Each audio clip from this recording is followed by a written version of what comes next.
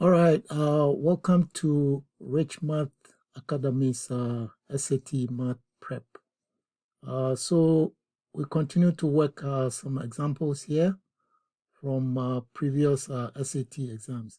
This is just to show you the line of questions that you may come across so that it helps you in your preparation, what you have to pay attention to.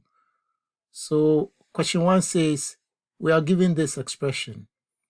We are asked to evaluate for x. This looks simple enough. So we're just going to, find the number of x's here. So we have 3x plus x plus x plus x. That gives us 6x, all right? And then we have minus 3 minus 2, that would be minus 5. And it says this is equal to 7 plus, we have x plus x. That gives us 2x. All right, so this has simplified the expression enough to help us work it out. So here what we do is we subtract 2x from either side. The idea is to get rid of it from the right-hand side. So that brings us to 4x minus 5 equals 7. And then we add 5 to both sides of the equation. So this side becomes 4x. The minus 5 cancels out plus 5. Then we have equals 12. All right. And here to get the value of x, or to make x stand alone, we need to divide both sides of the equation by 4. Right. When we do that, this 4 divides that 4. So it gives us 1x. And then we have 12 divided by 4, which gives us 3. So x is equal to 3. So D is our answer. Our next question says 1 pound of grapes cost $2. At this rate, how many dollars will C pounds cost? Right? So we've been given the unit saying that it costs $2 per pound, right? So if we buy C pounds, how much would that be? It's just going to be the unit cost multiplied by the number of pounds, right? So A is our answer, right? So this is very simple. Let's keep moving. Question number 3. It says we've been given a graph of distance traveled in feet over time in minutes, right? Okay, now we read the question. The graph above shows the distance traveled D in feet by a product on a conveyor belt n minutes after the product is placed on the belt. So we can imagine that. Which of the following equations correctly relates D and M? All right, so if we look at this graph, it's a linear graph and it passes through the origin. That makes our situation much simpler. Know that for your general equation of the linear function, if it passes through the origin, the equation looks like this. Y is equal to mx, right? Because there's no intercept. The only intercept is the 0. So basically it's y is equal to mx plus 0. All right? Okay, so for this linear equation, it's going to look like this. D equals the slope, right? Because we're using m, I don't want to use m. Let me call the slope, let's say s. And then m is the minutes, right? So we're going to find the slope. To find the slope on any linear line, you pick any 2 points, which, you can actually, observe, right? And then because slope is going to be change in this case, change in D over change in M, right? So this is going to give us, if we pick, let's pick 1 point, let's say this point. If we pick this point, right, the change in D is going to be 4 minus 0, right? So we got 4 here, and then change in M is going to be 2 minus 0. I'm using the minus 0 to represent the origin, right? So I picked 2 points. The first point is 2, 4, and then the origin, which is 0, 0. Right? You can pick any pair of points, but why complicate things when, it's easy for you to, see, right? So for example, I could have picked a point here, another point here.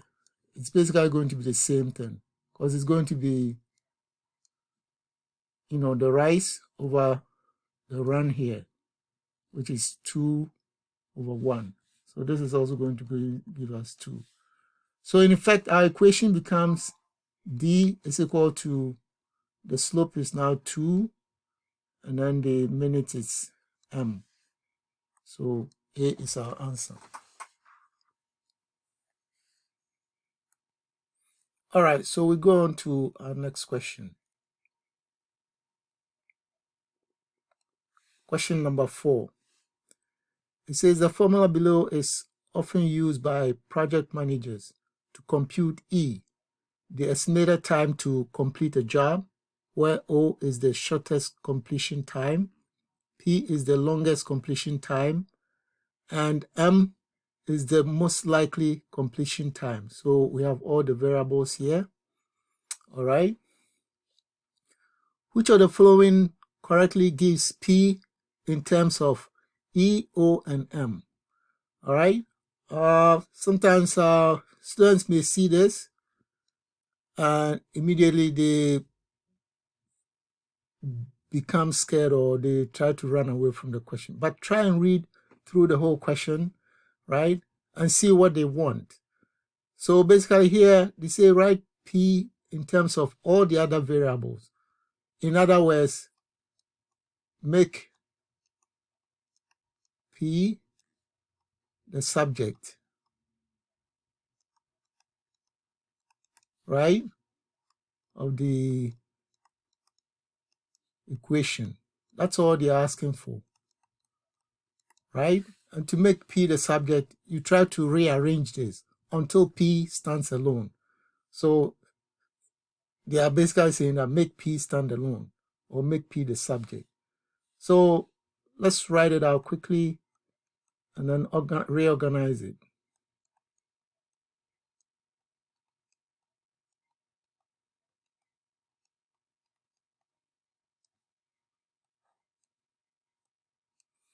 All right. So the first step we have to take is get rid of this denominator by multiplying either side of the equation by 6. Right? So when we do that, this 6 cancels out that one, meaning that 6 divided by 6 is 1. So our equation now becomes 6E equals O plus 4M plus P. This is very easy because, you don't have to contend with dividing or, factoring out P or anything like that. So it's straightforward. All you have to do is bring all these other terms that we don't need to the left side, right? By subtracting each of the terms. So here you're going to do minus O minus 4m, right? Some students will try to do it step by step, but with practice, you know, you don't have to waste a lot of time. If you practice enough, you know, you can jump most of these steps and go straight to the point, right? I have a video that talks about, you know, like terms together, and the like terms together, all you're doing is rearranging the terms around the equal sign, where whatever crosses the equal sign will have its sign changed, right?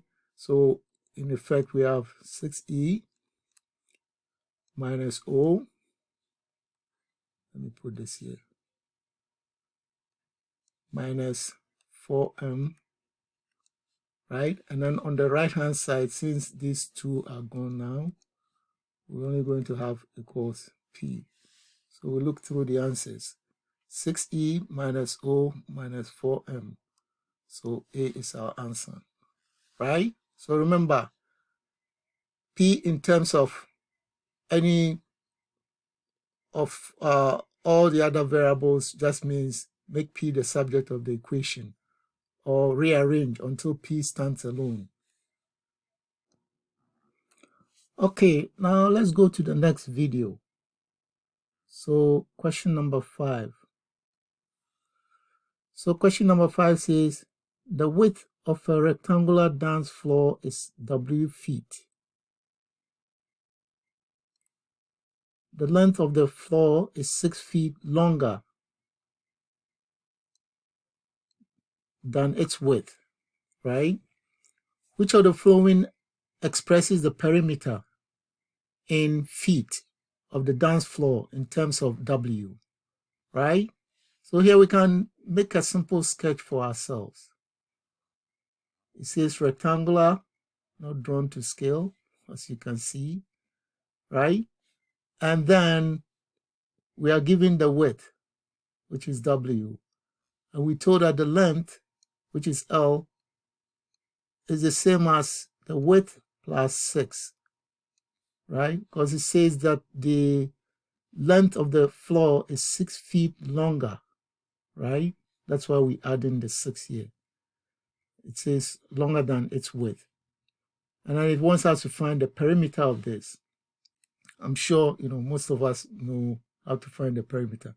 But anytime you hear perimeter, always think about the distance covered around the figure, right?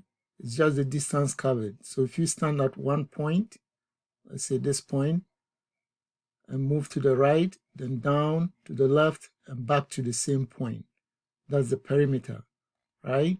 So let me label this as O. So we're starting from O. We move to this point here. So our perimeter is going to be W plus 6. That's the first distance traveled, plus W, which is this second section. And this length here is the same as this. So that is going to be W plus 6. And then this other one, which is also W plus W. Now, if we simplify this, we have how many W's here? 1, 2, 3, 4. So 4W plus, we have 6 plus 6, which is 12, right? So our perimeter is going to be 4W plus 12. Let's see where we have this. So B is our answer, right? So you can always come up with, you know, simple sketch. That's to help you to see what's going on, right? As long as it's a figure, you can always, you know, do something to help yourself, right? Okay, our next question. Question number 6. This deals with angles, right? So let's look at the conditions given. In the figure above, RT, this is RT, is the same length as TU. So let's put a tick, 2 tick marks here. just to remind us, right? What is the value of x? So once you put this tick marks here, it means for the triangle RTU, right? This triangle is an isosceles triangle because we have a equilateral where all the three sides are equal, isosceles where two sides are equal, and then scalene where none of the sides are equal in length, right? And for this kind of triangle, right, we know that this angle here, if we call it, say, y degrees, is equal to the same angle here, y degrees, right? How does this help us? It helps us by knowing that if these two lengths are the same, then their opposite angles are also equal in length, right? And we know for a triangle, the total internal angle is 180, right? So for this triangle, the total angle is going to be 180 degrees, right? And here we have two of them being the same. We're given only one, which is enough to find the other two. So what do we do? So our equation or simple expression for this is going to be 114 degrees plus y degrees plus y degrees, which will be 2y. When you combine this, it should give you 180, right? So this algebra, if we solve it, we're going to get 2y equals 180 minus 114. All right? 180 minus 114, we got 10 minus 6 is 6. We got 7 minus 1 is 6, 66, right? So y is equal to 66 divided by 2, because we have 2y here, which is 33. So that means that this angle here is what? 33 degrees. And this is also 33 degrees, right? They want us to find this x angle. And if you've been working with triangles long enough, you will notice that this angle here is going to be the angle at S plus the angle at U. If you add these two, it's supposed to give you this angle, right? That's the quickest way. So we have 31 plus 33 is equal to 64. Alternatively, you can use the usual steps we know so that you're comfortable with what you're doing. So now we have 33 degrees here, 33 degrees here. So we can decide to find this angle first. Let's call it Z, right? So it means we have Z plus 31 plus 33 equals 180, right? And this is for triangle SVU, right? Because the total internal angle is supposed to be 180. And then we solve for Z in this, right? So for this, Z is going to give us 180 minus 31 plus 33 is 64 degrees, like we found before. And this will end up giving us, there is 6 here, that is 7 minus 6, that is 116, right? So it's telling us that this angle here is 116, right? But we want this angle, which is, this is a straight line, right? Because it's a straight line, the total angle is going to be 180. So basically, you're just going back to say x degrees is equal to 180 minus z degrees, which is going to be 64. So you see, We went roundabout and we still got the same answer. But this one, it comes with practice to notice that these two internal angles, when added together, gives you the external angle for, where one of the lines meets the external angle, right? So 2 ways to do it.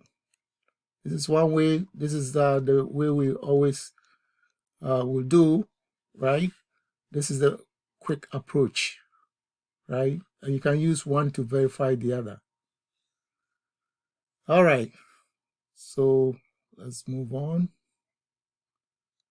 So here we've been given these two equations. It says, which of the following consists of the y-coordinates of all the points that satisfy the system of inequalities?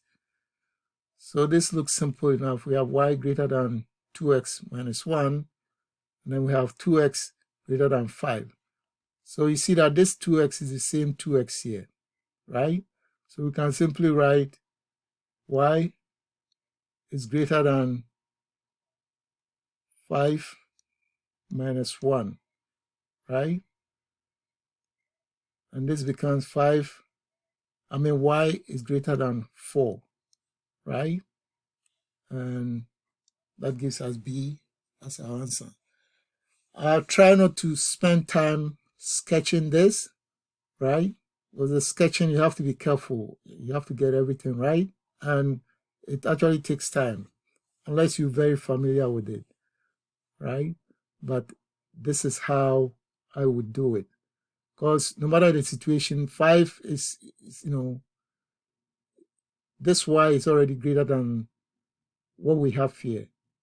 So if 5 is here, right, and 2x is greater than 5, then this is what we have. All right, let's go to the next question. Okay, so we're given this expression and we asked to find a solution set, right? This solution set gives us a clue that there are likely going to be 2 solutions, right? So let's see. We have square root of 2x plus 6 plus 4 equals x plus 3, right? So with this, we just, take the steps that are obvious, right? Or steps that you have to take before you can do anything else. I have a big space here, but don't worry about it.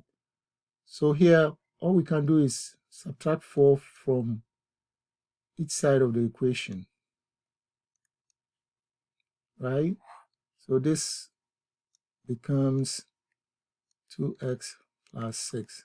And remember, never try to go under the square root sign to do anything until you release the square root sign itself by squaring at one point, right?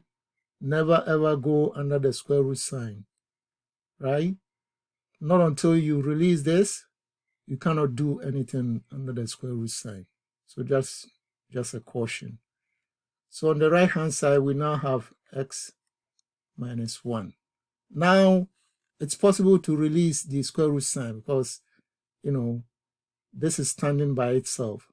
So we can just square this and square that.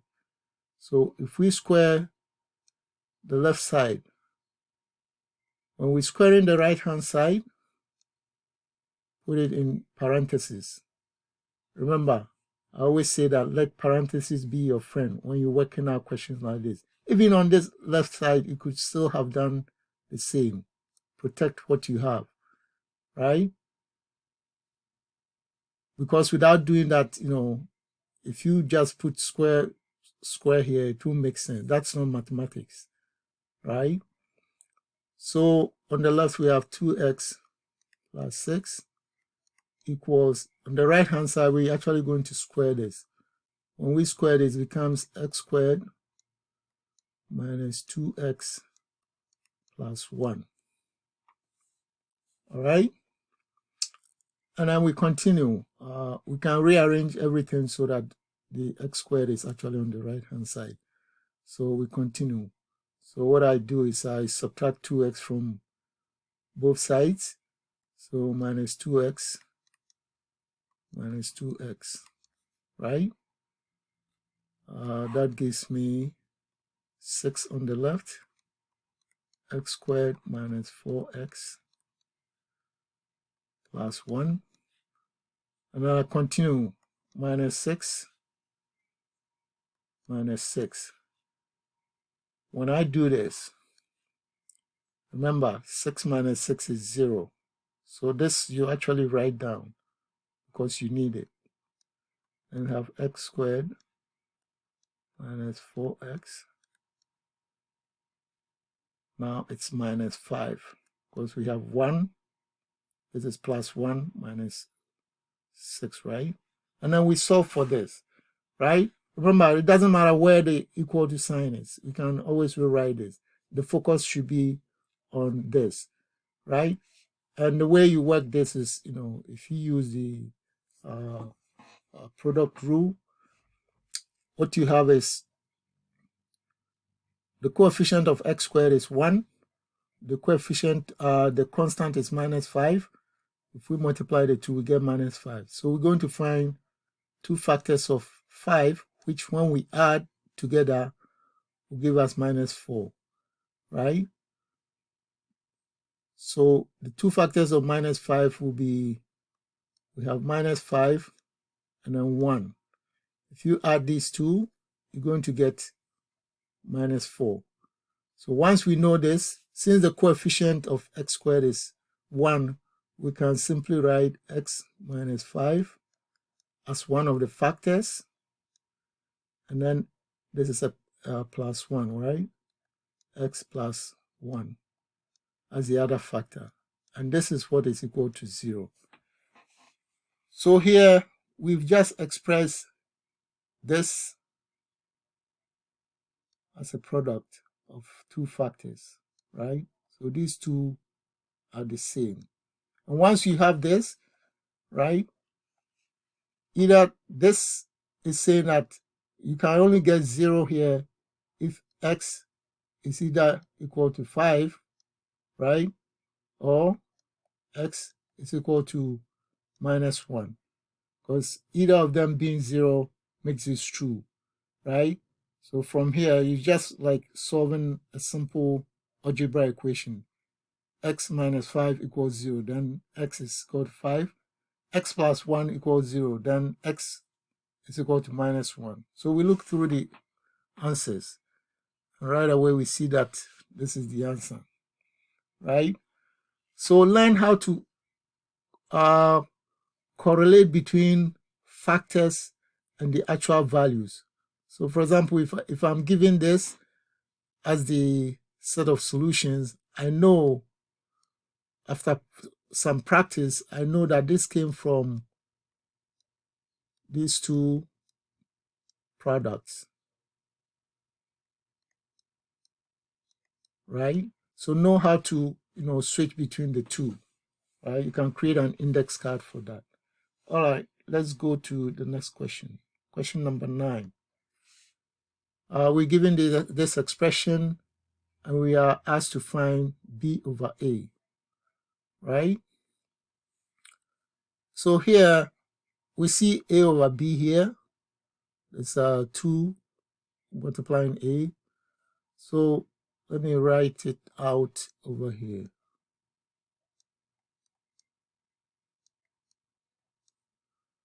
Right? So what we can do is try to see if we can get b over a in there, right? And the way, I will do it, there are several ways to do it, right? I will multiply the left side by b over a, in an attempt to get rid of all the letters here. But as soon as you change anything in the equation on one side, you have to repeat what you did on the other side. So if I do this, I haven't changed anything because I can simply cancel these two out and I'm done. It's back to the same equation, right? So from here, A divided by A is 1, right? B divided by B is 1. So on the left-hand side, I'll have 2, and I have half times B over A, right? And since we are asked to find B over A, I have to get rid of this half, right? By simply multiplying this by 2, and then multiplying the left side also by 2, right? 2 divided by 2 is 1, so that goes away. So 4 is equal to B over A. So we look through the answers. We're looking for 4, and that's our answer. Right, this is very simple, right, to do. Right, you can use a different way of doing it, but always focus on the ask, right, and you should be able to solve it. All right, this is question number 10. So we're given these two functions. It says which of the expressions is equivalent to f of x over g of x. And we know from here, let's just put the actual expressions there. X cubed minus 9x over x squared minus 2x minus 3. All right? So the answer has to look something like this. So what do we do? In the numerator, we see x is common in the two terms. So we can factor out x, right? And once we do that, the left side becomes x squared, and then minus the right side becomes 9. If you distribute this, it goes back to this, right? Always when you factor in, think distribution at the same time, or vice versa, right? So that that confirms what you're doing is right. So we have this, and here we have to write it, as a product, right, or as two factors, so that that gives us a clue already that something has to cancel out for this to actually work out, right? So what I'll do, I have coefficient of 1 here, and then 3. When I multiply the 2, I get minus 3. What are the two factors of minus 3, which when added will give you minus 2, right? I know it's minus 3 multiplied by plus 1, right? So once I know this, I can simply write the two factors like this, right? This is a plus, right? And you can do this because the coefficient of x here, x squared here is 1, right? You can do this. That's how you end up with this. What else can we do from this point? What we notice is this expression here. Let me try and change the color. What we notice is these two here, it's a difference of 2 squares, right? Because 9 is what? 3 squared. So this actually looks like this. X squared minus 3 squared, which we can express as x plus 3 multiplied by x minus 3. Difference of 2 squares. If you don't remember, try and learn it, right? It looks like this. A plus B in brackets A minus B. If you expand this, you're always going to get A squared minus B squared. Put this on an index card because they will ask you questions like this.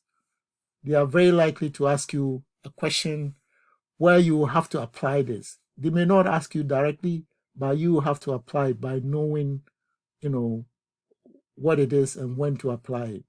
Difference of two squares. So take note of this, right? So this gives us that. All right.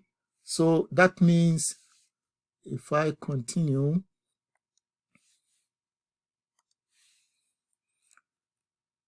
so basically I can rewrite the top one, right?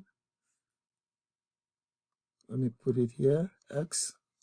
So I'm going to replace all this you see here by this.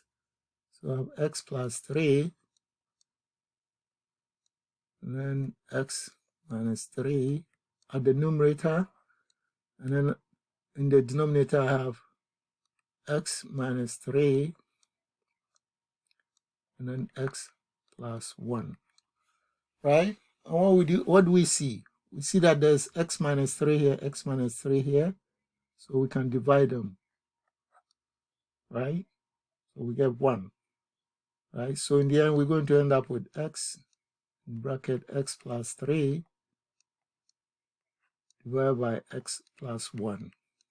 So this should be our final answer, or the final answer that we're looking for. So we go and look, and I think it's the answer D, right? I think this is the fastest approach. You could also use the polynomial division, but I think that will take you more steps than what we did, right? Here, all you needed to do is realize that there's a difference of two squares in there, and then also knowing how to do this product rule, with quadratics very quickly, and you should be fine. All right. So this is question number 10, and that should be the last question.